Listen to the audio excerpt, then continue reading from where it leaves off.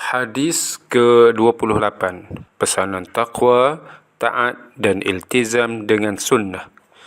Daripada Sayyidina Abu Najih Al-Irba bin Sariyah radhiyallahu anhu, beliau berkata, Rasulullah SAW telah menyampaikan kepada kami mau'izah, peringatan yang menggentarkan hati dan menitiskan air mata.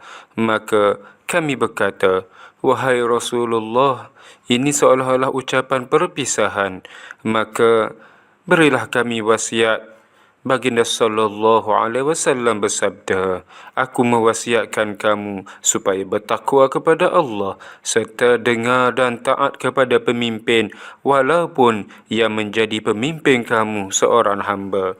Sesungguhnya sesiapa dalam kalangan kamu yang terus hidup selepas kewafatanku, maka dia akan melihat banyak perselisihan yang berlaku.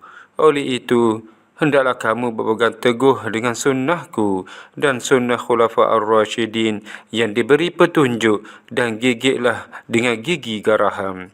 Hindarilah perkara yang direka-reka dalam agama, yakni bid'ah, kerana setiap bid'ah yang bertentangan dengan asas syariat ialah sesat. Hadis ini diriwayatkan oleh Imam Abu Daud dan Imam At-Tirmizi. Imam At-Tirmizi berkata, hadis hasan sahih. Pengajaran hadis. 1. Kelaziman berpegang teguh kepada Al-Quran dan As-Sunnah, terutama ketika berlaku perselisihan dan perpecahan. 2. Melakukan perkara yang tidak ada asas dalam agama akan mengakibatkan amalan itu tidak diterima oleh Allah Subhanahu wa taala.